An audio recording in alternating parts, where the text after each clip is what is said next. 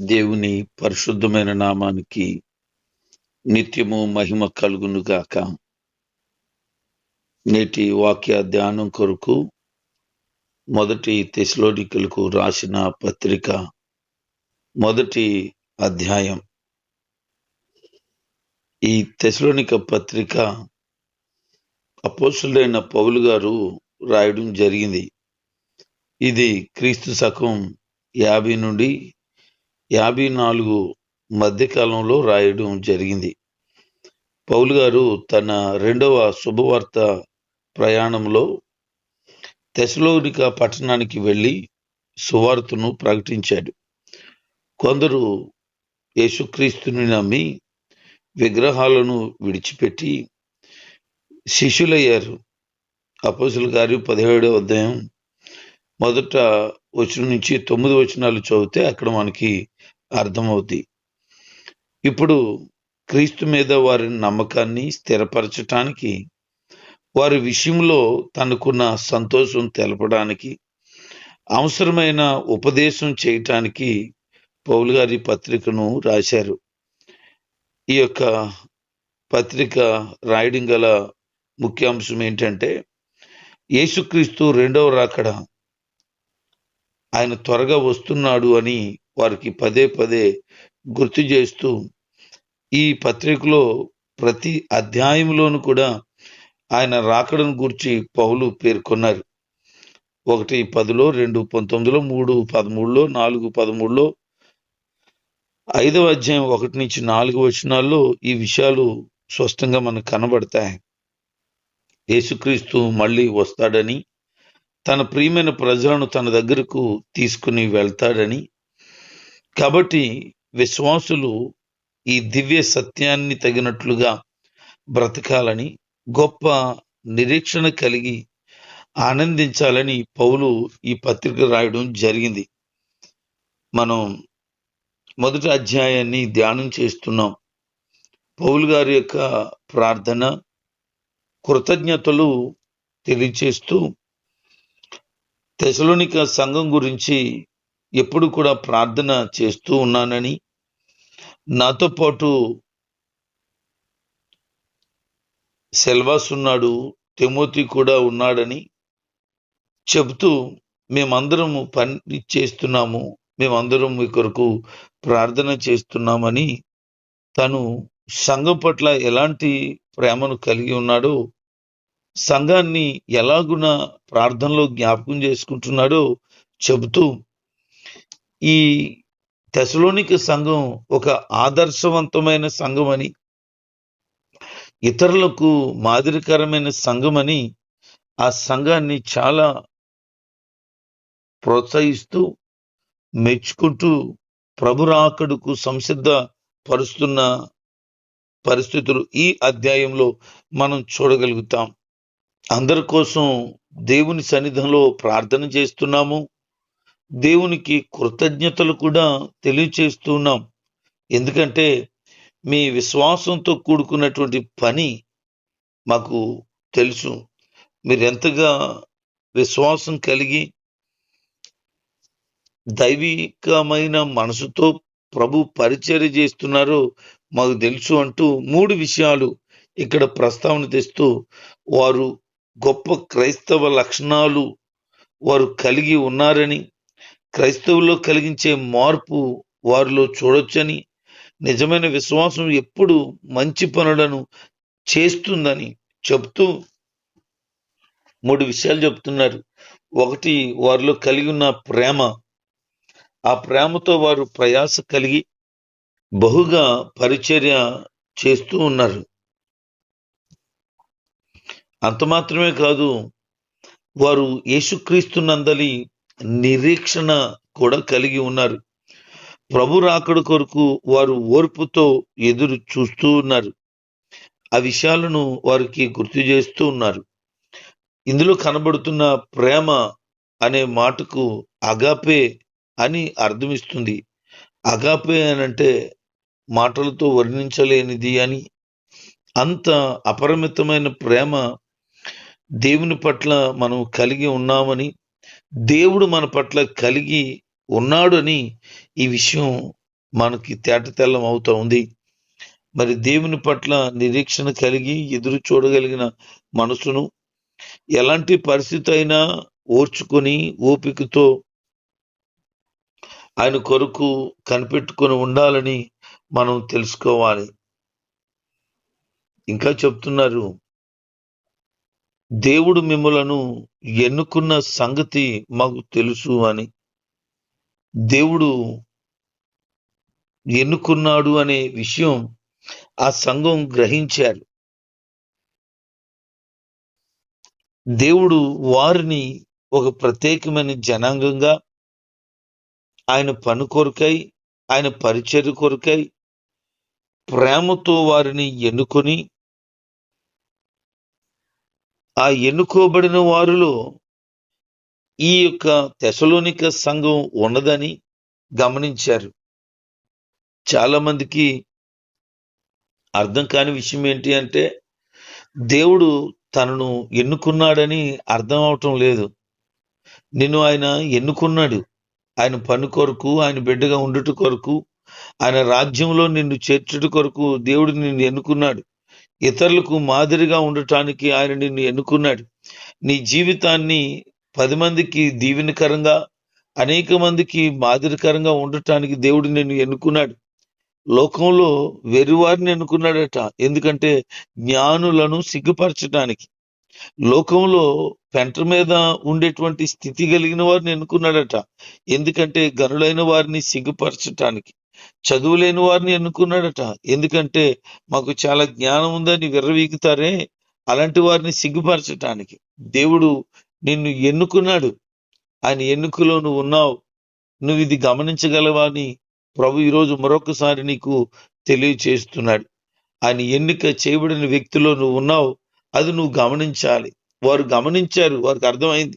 వారు అంటున్నారు, మాకు తెలుసు అని. పౌలు గారు చెప్తున్నారు, దేవుడు మిమ్మల్ని ఎన్నుకున్నాడని సంగతి మాకు తెలుసు. వారు నిజ విశ్వాసులుగా మార్చబడేందుకు సాక్ష్యాధారాలు చాలా బలంగా ఉన్నాయని చెప్తున్నాడు. దేవుడు వారికి శాశ్వత జీవం కోసం ఎన్నుకున్నాడని, వాటి మూలంగా పౌలు గట్టి నమ్మకం వారి పట్ల కుదిరిందని కూడా మాట్లాడుతున్నాడు. మరి నీకు దేవుని పట్ల అలాంటి నమ్మకం ఉందా? అటు విశ్వాసంతో సాగుతున్నావా? దేవుని యొక్క ఉద్దేశాన్ని నువ్వు గమనించాలి. వారు సువార్త ప్రకటిస్తూ తెసలోనికకు వచ్చినప్పుడు వారు యొక్క దేవుని కృపలో వారందరూ కూడా రక్షించబడ్డారు. పరిశుద్ధాత్మలో వారు పూర్తి నిశ్చేతలోనికి వచ్చేశారు.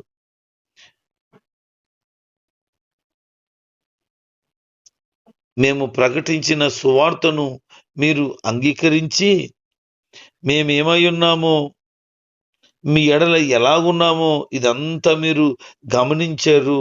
అందుకే మీరు ఏం చేశారు అనంటే, పరిశుద్ధాత్మ వల్ల కలుగు ఆనందంతో గొప్ప ఉపద్రవమందు మీరు వాక్యమును అంగీకరించారు అని చెప్తున్నాడు. ఎలాంటి పరిస్థితి అట? చాలా కష్టకాలములో వారు దేవుని వాక్యాన్ని అంగీకరించారట. కష్టకాలం అంటే శుభవార్త నుంచి తొలగించేటువంటి పరిస్థితులు వారికి కలిగాయి.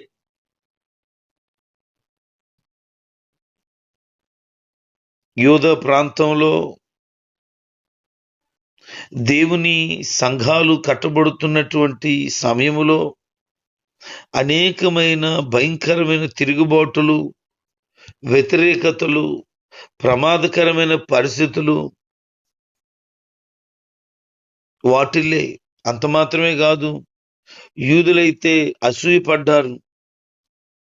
పని పాట లేక బజార్లో తిరిగే కొందరు పోకిరి వాళ్ళను పోగు చేసుకుని వెంట తీసుకెళ్లి పట్టణమంతా గలిబిలి చేశారు. అలాంటి సమయంలో మీరు దేవుని వాక్యాన్ని విని అంగీకరించారు అని చెప్తున్నాడు. అపోస్తుల కార్యం 17వ అధ్యాయము 5 నుంచి 10 వచనాలు మనం చదివితే అక్కడ ఆ విషయాలన్నీ మనకు తేటతెల్లమవుతాయి. ఈ విధంగా వారు క్రీస్తుని అంగీకరించి పౌలు గారు మాట్లాడుతున్నారు, మమ్ములను ప్రభువును కూడా పోలి మీరు ప్రవర్తించడం ప్రారంభించారు అని. దైవజనుణ్ణి ప్రభువును కూడా పోలి వారు నడుచుకున్నారట. వారు ఆత్మీయ స్థితిలో దేవుని పోలి నడుచుకోవడం మాత్రమే కాదు, పౌలు గారిని పోలు కూడా నడుచుకున్నారని చెబుతున్నాడు. అందరూ కూడా అనుసరించవలసిన మాదిరి క్రైస్తవ నాయకులు చూపించాలి. 1 కొరింథీ పత్రిక 4వ అధ్యాయం 16లో, 11వ అధ్యాయం 1లో, ఫిలిప్పు 3:17లో, హెబ్రీ పత్రిక 6వ అధ్యాయం 12లో, 1 పేతురు 5:3లో ఈ విషయాలు మరింత తేటతెల్లంగా కనబడతాయి. ఒక నాయకుడు, ఆధ్యాత్మికమైన క్రైస్తవ నాయకుడు ఇతరులకు మాదిరిగా ఉండాలి. మాదిరి లేని పాదిరిలాగా ఉండొద్దు, మాదిరి కలిగిన పాదిరిగా ఉండాలి. ఎందుకనంటే క్రీస్తు ప్రత్యక్షత దైవ సేవకుడులో అనగా నాయకుడులో కనబడాల. ఈరోజు క్రీస్తుని కనపరచలేని, క్రీస్తు ప్రేమను కనబరచలేని వారు ఎందరో ఉంటుండగా నువ్వు మార్గదర్శకమైన వ్యక్తిగా లేకపోతే ఎలాగునా? నీ వల్లనే కదా మీ ఇల్లు ప్రభు దగ్గరికి రావాలి, మీ వల్లనే కదా నీ వారు అందరూ కూడా ప్రభు దగ్గర రావాలి, నీ వల్లే కదా నీ ప్రాంతం, లేకపోతే నీ వల్లే కదా నీ గ్రామం, నీ పట్టణం కూడా రక్షించబడాలి. నువ్వే కదా మాదిరిగా ఉండాలి. నువ్వే మాదిరి లేని జీవితం జీవిస్తే ఎలాగా? ఒక క్రైస్తవుడిగా, క్రైస్తవురాలుగా నీవు నీ ప్రాంతానికి ఒక దీపంగా ఉన్నావు. నువ్వే అందరికీ వెలుగును ప్రసరించాలి. నీ వల్లనే అందరూ వెలుగులో నడుచుకోవాలి. దైవికమైన ప్రేమను గుర్తించాలి ప్రజలు. ఈ మాదిరి నీలో కనబడాలని ప్రభు కోరుకుంటున్నాడు. ఇప్పుడు వరకు మరి ఎలా ఉన్నావో నాకు తెలీదు, కానీ ఇక మీద నుంచి క్రీస్తు కొరకు వెలిగే ఒక జ్యోతి వలె నీవు ఉండాలి.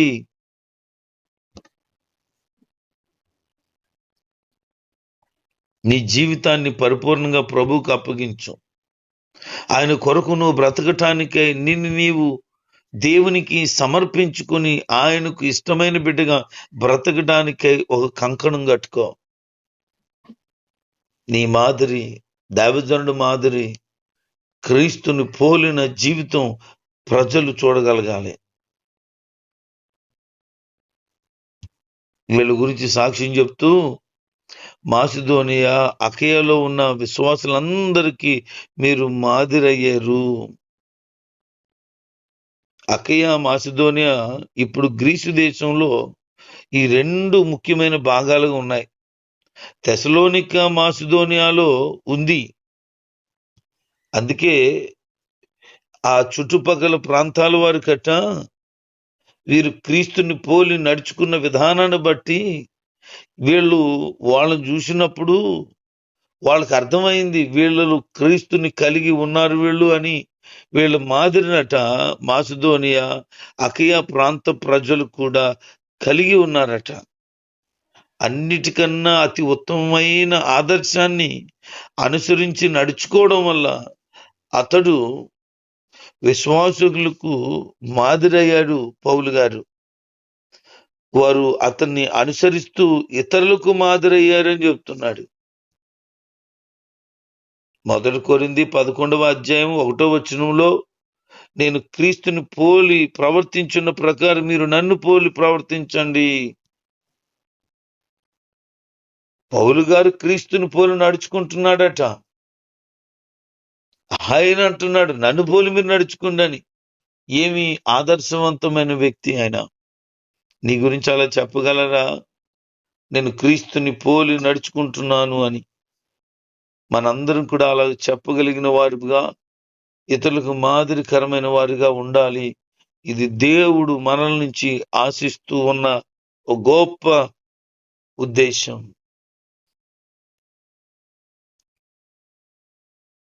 వారి దగ్గర నుంచట మాసిదోనియాకు, అకయకు కూడా దేవుని వాక్యము పంపించబడింది. అక్కడ మారు మ్రోగిపోయిందట. అక్కడ మాత్రమే కాదట, ప్రతి స్థలమందు దేవుని ఎదుట ఉన్న మీ విశ్వాసము వెల్లడైంది.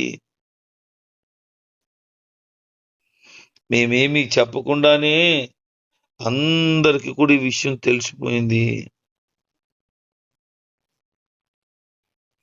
రోమపత్రిక 1వ అధ్యాయం 8వ వచనంలో మీ విశ్వాసాన్ని, మీ నమ్మకాన్ని గూర్చి లోకమంతా చెప్పడం జరుగుతుంది గనుక నేను మీకోసం యేసుక్రీస్తు ద్వారా కృతజ్ఞతలు చెప్తున్నాను అని చెప్తున్నారు. వారు క్రీస్తు కోసం బహిరంగంగా స్పష్టమైన సాక్ష్యం చెప్పారట. విశ్వాసులంతా అలాగుండాలని పౌలు గారు కోరుకుంటున్నారు, దేవుడు కోరుకుంటున్నాడు. వారు దేవుని కొరకు నిలబడిన విధానం ఎంత ఆశ్చర్యమే చూడండి. మీ దగ్గరికి మేము వచ్చినప్పుడు ఎలాగొచ్చామనంటే, జీవం కలిగిన దేవుని యొక్క వాక్యాన్ని పట్టుకుని వచ్చాం. దేవునికి సేవ చేయటానికి పరలోకం నుంచి రాబోయే ఆయన కుమారుని యేసు క్రీస్తు కోసం మీకు బోధించడానికి వచ్చాం. మీరు బోధన విన్నారు. విని ఏ విధమైన విగ్రహాలు విడిచిపెట్టి దేవుని వైపు తిరిగారో ఇతరులు కూడా చెప్తున్నారు మీరు చేసినటువంటి పనిని. ఈ మాసిదోనియాలో ఉన్నటువంటి విశ్వాసులు అనేక మంది యోధ మత సంబంధమైన వారు కాదు. ఇప్పుడు ప్రపంచంలో కొన్ని భాగాల్లో విగ్రహ పూజ సామాన్యంగా జరుగుతూ ఉన్నట్టే అప్పట్లో వారిలో కూడా అలాగే జరిగింది. వారు మారారు అనడానికి ఒక స్పష్టమైన చిహ్నం కనపడుతుంది. ఏంటంటే వారి విగ్రహాలను విడిచిపెట్టి ఏకైక నిజదేవుని వైపు వారు తిరిగారు.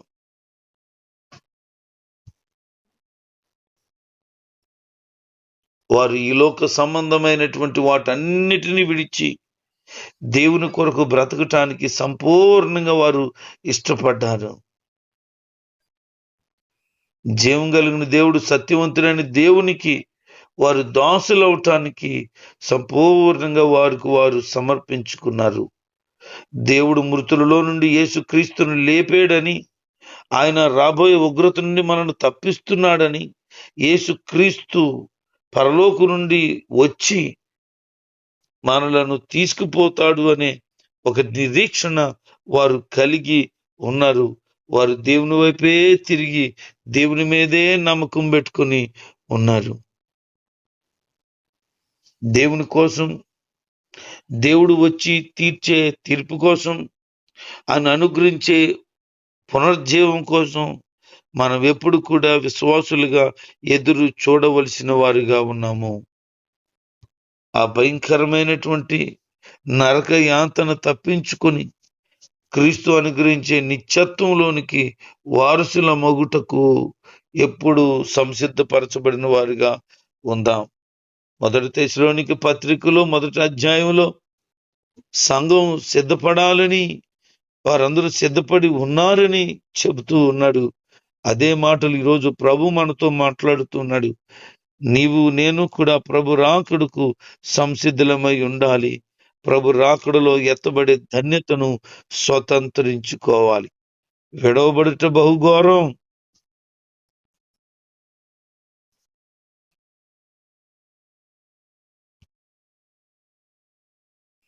ఎట్టి పరిస్థితుల్లో మనం విడవబడటానికి వీలు లేదు.